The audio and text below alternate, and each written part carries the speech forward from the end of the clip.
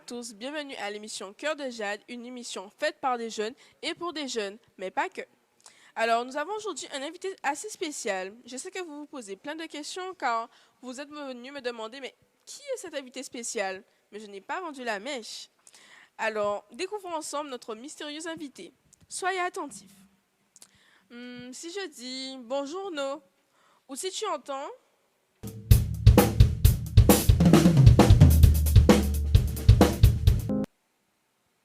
ou encore,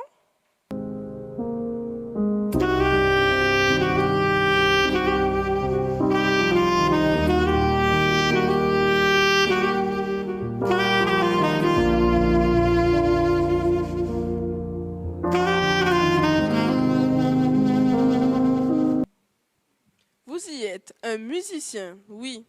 Alors, on va se chauffer avec Si assis la terre qu'on a dans le ciel là. Oui, mon Dieu, qui a dans ciel-là, il faudra monter en guerre en nous, fais-nous connaître tout, pour nous faire différents qui tout. Ou bon Dieu.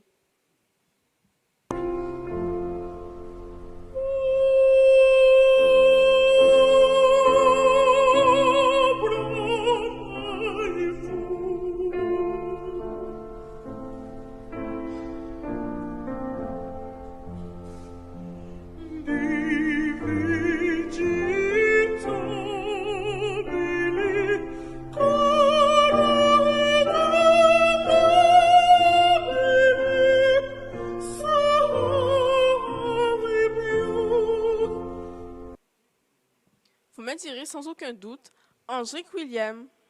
Bonjour, heureuse de te recevoir. Bonjour Daina. Alors Angélique, je sais que tu aimes chanter comme moi-même.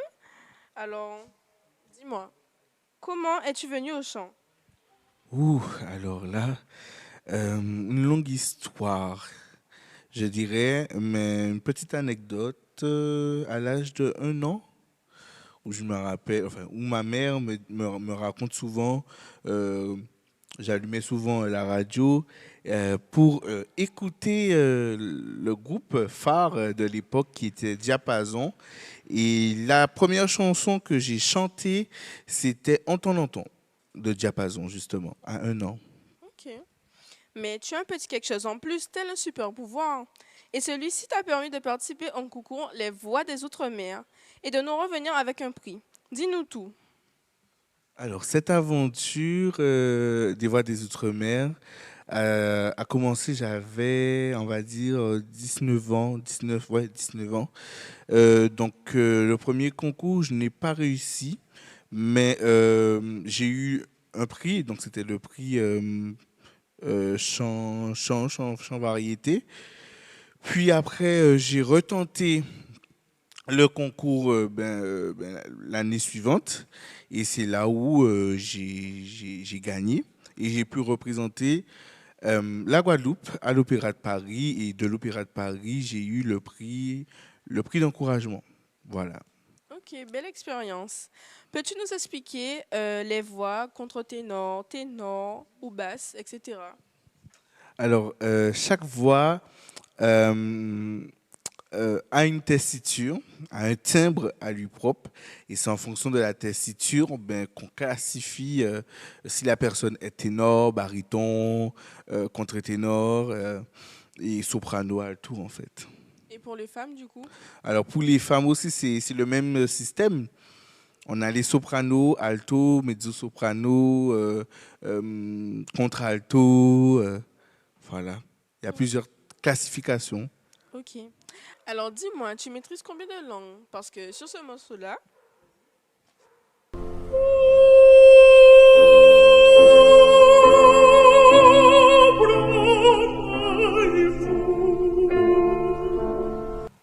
non, c'est ni du français ni du créole. Alors, c'était quoi? Alors effectivement, c'est du latin.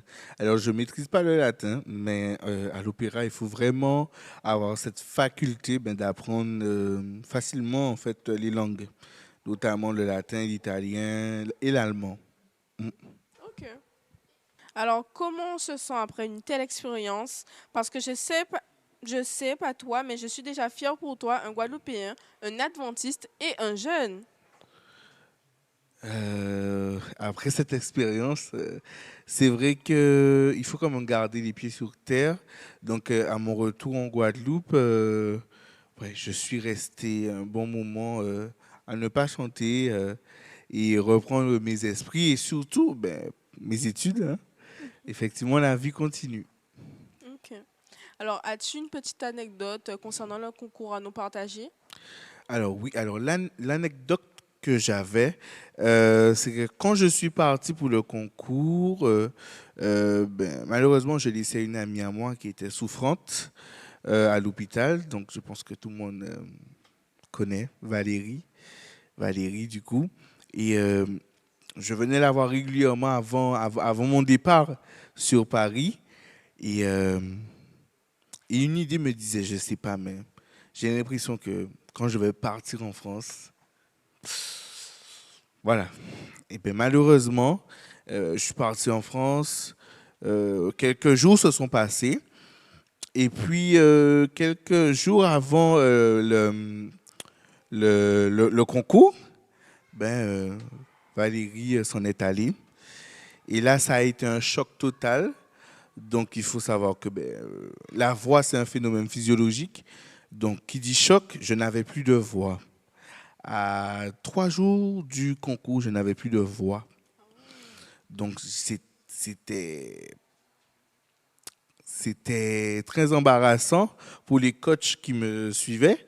Et du coup, j'ai dû aller me défouler au sport pour que la voix puisse revenir au fur et à mesure. Et ça n'a pas été facile. Ça n'a Ok. pas été facile. Ok. Alors, comment t'es venue cette passion? Parce que franchement, c'est pas commun. Jeune Guadeloupéen, surtout dans notre génération, chanteur d'opéra. Alors, dis-moi, comment ça t'est venu? Alors, chanteur d'opéra, alors, c'est vrai qu'il est vrai, j'ai toujours été attiré par les aigus. Ne sachant pas comment placer ma voix à l'époque en voix de poitrine, je savais naturellement placer ma voix en voix de tête. Donc, cette voix aiguë, c'était vraiment mon seul refuge parce qu'à l'époque, c'était vraiment ce que je savais faire.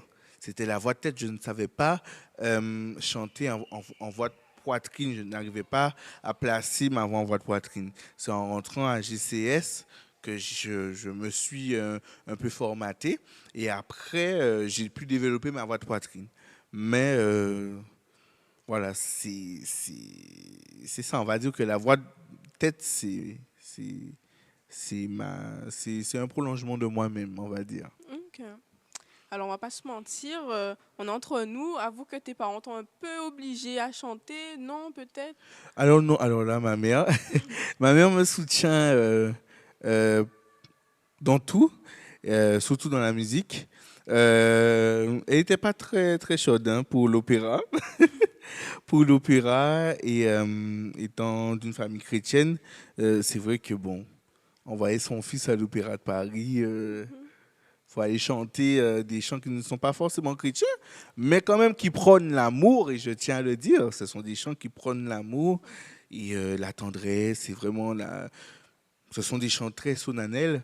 Donc, donc oui, elle m'a soutenu quand elle a vu que j'ai gagné, parce que la première fois, elle me disait, mais non, Jake ne va pas te représenter. Je me suis dit, bon, mais je vais quand même me représenter, parce qu'à savoir, dans les voix des Outre-mer, on a des masterclass gratuites.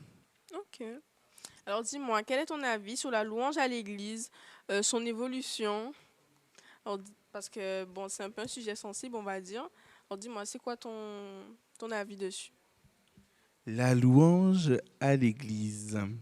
Alors, je dirais que malheureusement, la louange a évolué. Ça, c'est sûr, hein. Mais malheureusement, la place de la louange, c'est autre. Je dirais que c'est autre chose. La louange est toujours perçue comme, on va dire à l'église, comme secondaire, malheureusement, où on va mettre vraiment la louange comme bouche-trou, où on va utiliser vraiment la louange pour combler les vides, des trucs comme ça, alors que la louange, et d'ailleurs il est écrit que Dieu règne au milieu de la louange. Donc mettre la louange en second plan, je me dis quand même c'est un peu, c'est quand même mettre Dieu de côté. Voilà. C'est vrai. Tu as-tu choqué des générations concernant la louange? Parce que tu sais, bon, telle musique, ils disent que ça fait vieux, autre musique, ça fait trop jeune. Ben, j'aimerais bien avoir ton avis là-dessus quand tu es un jeune qui chante de l'opéra, excusez-moi. C'est plutôt pas jeune, on va dire, mais tu fais aussi du gospel comme nous aimons, excusez-moi. Alors dis-moi, est-ce que vraiment si ça a choqué les gens de notre génération plus grande que nous? Alors, les gens de mon entourage, euh, l'opéra, ça leur dit rien. Ils aiment pas trop. Mais c'est vrai qu'ils me disent souvent, ben Ange, quand c'est toi qui chantes de l'opéra, j'arrive quand même à supporter. Après, moi, je trouve que l'opéra aussi peut rassembler plusieurs générations. Chez les jeunes, ben, les jeunes peuvent se retrouver stupéfaits par rapport à une voix, parce que c'est quand même l'opéra, c'est une voix atypique. L'opéra, c'est quand même de la performance, on va pas se le cacher, surtout dans les notes aiguës, des trucs comme ça. Donc ça peut vraiment avoir un effet de surprise. Et comme le gospel aussi peut avoir un impact, un effet aussi de surprise. Alors, comment considères-tu ton don au regard de ta foi ou de ta relation avec Dieu? Comment qu'on reprend? Comment considères-tu ton don au regard de la foi ou de ta relation avec Dieu? Waouh! Qu'est-ce que ça peut changer? Est-ce que ça peut influencer ta foi ou la façon dont ta relation est avec Dieu? Je dirais que c'est un talent que Dieu m'a donné et que j'ai commencé à le cultiver. Enfin, j'ai commencé à cultiver ce talent très tard. On va dire j'avais 15 ans quand j'ai commencé à vraiment où j'ai pris conscience que j'avais vraiment ce talent et que je devais le travailler parce que pour ceux et celles qui pensent ben en fait que je savais chanter, eh ben vous vous trompez, hein. Chanter ça s'apprend. L'art de l'interprétation, ça s'apprend. L'art de la scène, ça s'apprend. La présence scénique, enfin, tout s'apprend, en fait. Moi, j'ai toujours été quelqu'un euh, de très persévérant dans les choses, notamment la musique. Ok.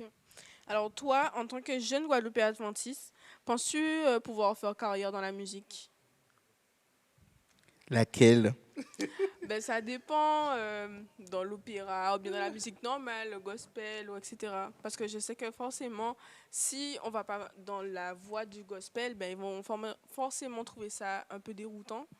Donc, est-ce que toi, tu penses que tu pourrais faire carrière dans quel genre de musique, on va dire? Alors, on dit qu'il ne faut pas être une pierre d'achoppement pour les membres de l'Église. Après, c'est vrai que j'ai reçu beaucoup de propositions, notamment à l'Opéra de Paris, notamment dans des conservatoires, ou même des producteurs pour faire carrière dans l'opéra. Alors, reprendre la question, la question me choque. Alors, en tant que jeune Guadeloupéen Tu as adventiste, dit hein, bien adventiste, oui, surtout. Guadeloupéen adventiste, est-ce que tu penses pouvoir faire carrière dans la musique? Et moi, je t'ai dit laquelle. Alors, bien que je... c'est une question, c'est vraiment une question. Alors, c'est vrai, je m'étais jamais posé faire carrière dans l'opéra. Euh, Tu te vois pas? c'est pas que je me vois pas. Il y a certaines choses quand même. Dieu te dit, tu peux pas être tiède. Donc, il faut choisir. Donc, moi, je choisis le gospel. Quand même, je choisis le camp de Dieu. Ah oui. Bien que j'aurais pu faire carrière dans l'opéra, et je le peux toujours d'ailleurs. C'est vrai. Alors, est-ce que tu penses que tu devrais être payé pour le talent que tu as? Au sein de l'église Pas ou que ailleurs. les deux, en vrai. Alors, au sein de l'église, alors, c'est vrai que c'est un sujet qui commence à faire sensation. Est-ce que les chantres doivent être payés? Je dirais que les dons et les talents sont pour l'édification de l'Église de Dieu. Donc, être payé, être payé, sachant que les dons et les talents, c'est pour l'Église, l'édification du peuple de Dieu. C'est Dieu qui nous a donné ce talent, ce don. Après, à l'extérieur, par contre, si l'Église fait un programme à l'extérieur, ou je sais pas, des programmes à l'extérieur, des concerts, des trucs comme ça, oui, je pense que oui. Ok. Nous devons être payés parce que c'est un sacré coup. C'est un travail, ouais. Et ouais, c'est vraiment un travail. Alors, trouves-tu qu'en Guadeloupe, la formation est suffisante, tant du point de vue de la louange que du point de vue des spécificités comme chanteur d'opéra ou autre? Alors, c'est vrai qu'en Guadeloupe, il n'y a pas vraiment de formation pour cela. Il y a des profs de chant, hein, merci, parce que quand même, ils sont là. Mais pour dire un conservatoire, c'est vrai que ça manque. Ouais, ça manque vraiment. Et ouais, c'est à déplorer. Ouais, c'est vrai. Alors, merci pour ton témoignage. Nous allons passer à notre rubrique quiz Cœur de Jade en 7 questions.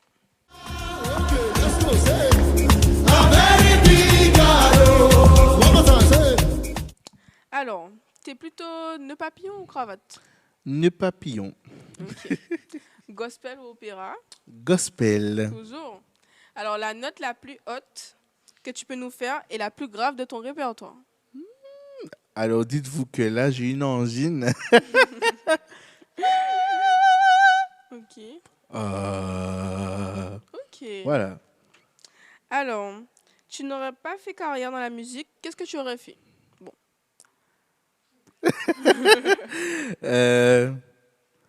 Alors, moi, sans musique, ben, je n'existe pas. C'est... T'as pas d'autre talent?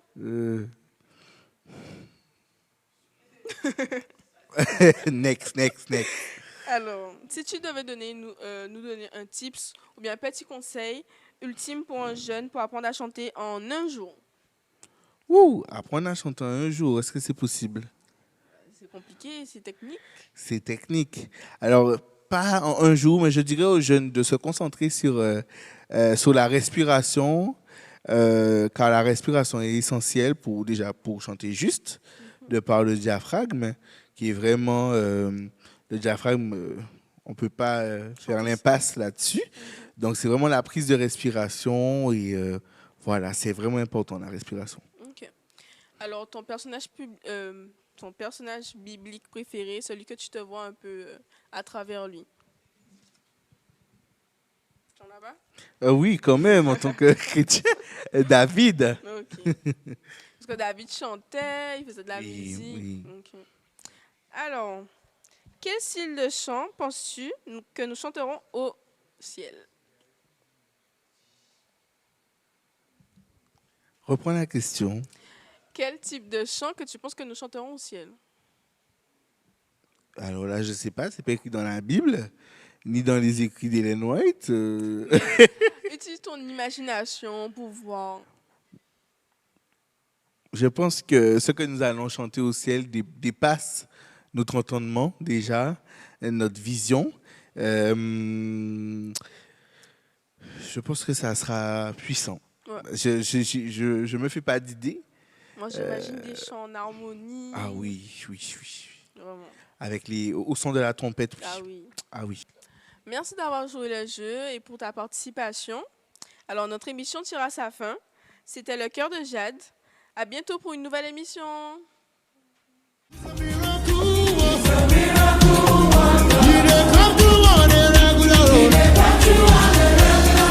Everything I got, blessings on the formula. Oh, you know, say, oh, you please, my God, oh, please.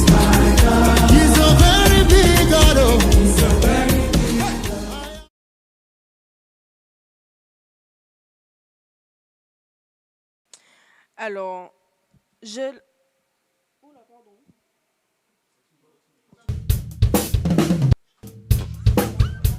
Alors, dis-moi, tu maîtrises combien de langues? Parce que sur ce morceau... Voilà, oui. Attends, on peut recommencer. Alors, dis-moi, tu maîtrises combien de langues? Parce que sur ce morceau-là... Attendez, on peut recommencer. Attendez. Là. Oh.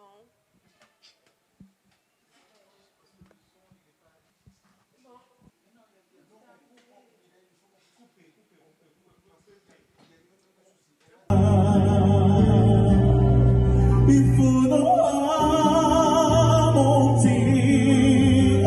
en guerre.